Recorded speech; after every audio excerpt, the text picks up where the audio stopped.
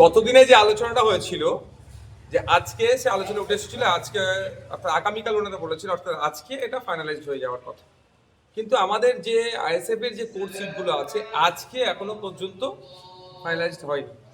তারা আরও কয়েকটা দিন সময় চেয়েছে। আমরা আমাদের অবস্থান ক্লিয়ার করে এসেছি যে আমরা প্রয়োজনে অনেকটা স্যাক্রিফাইস করতে প্রস্তুত আছি, সেটাও বলেছি কোথায় কোথায় আমরা ছাড়তে রাজি আছি, কিন্তু আমাদের কোর্ট সিট আমরা কোনো মতেই ছাড়তে পারবো না।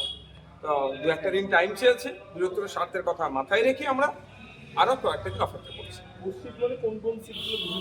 দেখুন, সেগুলো যখন আমরা পাবলিক ডোমেইনে নিয়ে আসছি না, আমরা টোটাল এই জোটের অবস্থানটা একটা দিন তো ফাইনালাইজ হবে, সেই সময় আমরা কতটা চেয়েছিলাম, আমাদের কোন কোর্ট সিটগুলো চেয়েছিলাম, কি হয়েছিল সে বিস্তারিত না, ওই সংখ্যা এখন আমরা বলবো। একটা বিষয়, যখন বিজেপি তৃণমূল তারা প্রায় প্রার্থী তালিকা প্রায় চূড়ান্ত করে ফেলেছে, সেখানে এখনো বামেদের সঙ্গে আপনাদের এখনো জোটটা নিয়ে এখনো জটিলতা। আমরা তো এসে গেল, হ্যাঁ আমরা চাইছি স্পিড আপ হোক, কিন্তু আলোচনা তো থাকবেই। আমাদের পার্টির মধ্যেও যেমন আলোচনা আছে, গণতন্ত্র পরিবেশ আছে, বামেদের মধ্যেও সেটা আছে, সেটা তারা বারবার বোঝাচ্ছেন। আমরা কিন্তু এটা বারবার বোঝানোর চেষ্টা করছি যে এটা স্পিড আপ হোক। তবে বৃহত্তর স্বার্থের কথা মাথায় রেখে বিজেপি তৃণমূল তো আলাদা নয়, তারা ভাগ করে নেওয়ার চেষ্টা করছে। ঠিক যেভাবে 2021-এ এনআরসিসি এর ভয় দেখিয়ে পার করেছে, এবার এসআইআর এর ভয় দেখিয়ে পার করার চেষ্টা করবে। তো আমরা তো ওই রাজনীতি করি না, আমরা মূল্যবোধের রাজনীতি করি। মানুষকে শিক্ষা, স্বাস্থ্য, কর্মসংস্থানের যে বেহাল দশা বাংলা, তার পরিবর্তন করতে হবে। একটা শিক্ষিত ছেলেরা একটা চাকরি তুলে দিতে হবে। শ্রমজীবী মানুষের শ্রমের মূল্যায়ন হচ্ছে না, কৃষকরা উৎপাদিত ফসলের দাম পাচ্ছে না, হসপিটালে গেলে সরকারি ট্রিটমেন্ট পাচ্ছে না, আপনার স্কুলের টিচার না, এই যে অব্যবস্থা চলছে, এই অব্যবস্থার পরিবর্তন করার জন্য স্যাক্রিফাইস করছে। আরেকটা বিষয়, যে মানে সমস্যাটা কোথায়, মানে সিপিএমকে নিয়ে নাকি শরীরকে নিয়ে? না, ওটা পার্টিকুলার ব্যাপার না। আমি বামেদের সাথে তো আমরা জোট করতে এসেছি, বামেদের সাথে কি আলোচনা হচ্ছে সেটা বলছে। বামেদের সাথে যে আলোচনা দাঁড়িয়েছে সেটা হচ্ছে আমাদের কয়েকটি কোর্স, আমাদের যে কোর্ট সিটগুলো আছে সেইগুলো নিয়ে এখনো ফাইনালাইজ হয়নি। বাকি সিটগুলোর অনেক একটা অংশ ফাইনালাইজড হয়ে গেছে, বাকি যেটা আছে সেটার জন্য আমরা অপেক্ষা করছি। সেই সংখ্যাটা এখনো বলছি কবের মধ্যে মোটামুটি আশা করছি। ওনারা একটা দুটো দিন টাইম চেয়েছে, আর কয়েকটি দিন টাইম চেয়েছে, হলেই হয়ে যাবে। তবে আমি আশা করছি যে আমার এইটা 2 একদিনের মধ্যে উনি করে দেবেন। আরেকটা বিষয় দেখা ছিল, গতবার আপনারা যেখানে প্রার্থী দিয়েছিলেন ফরওয়ার্ড ব্লকও দেখা যাচ্ছিল, সেখানে প্রার্থী দিয়েছিলেন।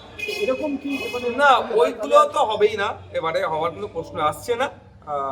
এক নম্বর কথা। দ্বিতীয় হচ্ছে এই জন্যই তো এত আগে থেকে আমরা শুরু করেছি। আইএসএফ এত আগে থেকে কেন জোট শুরু করেছে, যে এই জন্যই যে গতবারে যেই জায়গাগুলো ফাঁক করছিল বা প্রচারের ক্ষেত্রে বুথের স্তর পর্যন্ত নামানোর ক্ষেত্রে যে সমস্যাগুলো ছিল, আর না সমস্যার সম্মুখীন হতে হয়, সেগুলো আগে থেকে আমরা করছি।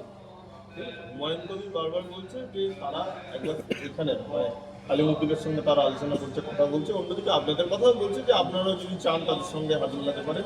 আপনারা কি ভাবছেন, এবং জোট নিয়ে এখানে মানে হুমায়ুন কবির দলের সঙ্গে এই আপনাদের জোট করতে পারছেন কোনো আলোচনা? দেখুন, আমি আমার সাথে বেশ কয়েকটি রাজনৈতিক দল, অনেক সামাজিক সংগঠন এই জোটে আসার আহ্বান জানিয়েছে।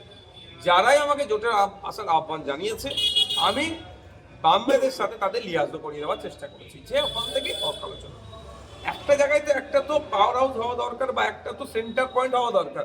সব আমি আমার মতো আলোচনা করবো, বামেরা বামেদের মতো আলোচনা করবে, আমি হলো এই সিট তোমাকে দেবো, হলো এই সিট দেবো, একটা হটস্পট হয়ে যেতে পারে। সেন্টার পয়েন্ট হিসাবে আমরা বামেদের দিকে করছি। তো সুতরাং যারা আলোচনা করছে বামেদের সাথে দেখুন, সে প্রশ্ন তো অনেক থাকছে। এখন আমরা যে আলোচনাটা এখন বামেদের সাথে করছি, আগে আমার দিকটা ক্লিয়ার করে নিই, আমার সিট নিয়ে যে কোর্ট সিট নিয়ে যে মতভেদ হচ্ছে সেটা ক্লিয়ার করি, পরবর্তী পদক্ষেপ কি আছে সেগুলো বলবো। এখন আপনাদের আলোচনা হুমায়ুন কবিরের দলের কোনো রকম না, আমাদের আলোচনা আইএসএফ এর আলোচনার মধ্যে। আইএসএফ ওই যোগাযোগ করেছিল না আমার সাথে। ঠিক আছে, ছবিটা করে নিই।